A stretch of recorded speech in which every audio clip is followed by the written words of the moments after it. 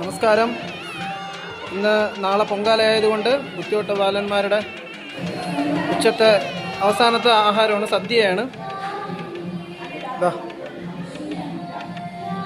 ഇനി നാളെ ആഹാരമൊന്നുമില്ല. നാളെ നിവേദ്യം കഴിഞ്ഞതിന് ശേഷം അവലും പഴവും കരിക്കും വെള്ളവും. ഉച്ചസദ്യ ഇന്ന് മാത്രമാണ്.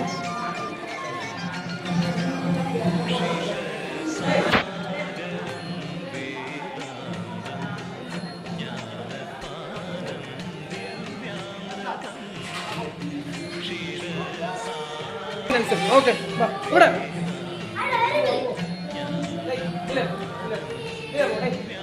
സൗണ്ട്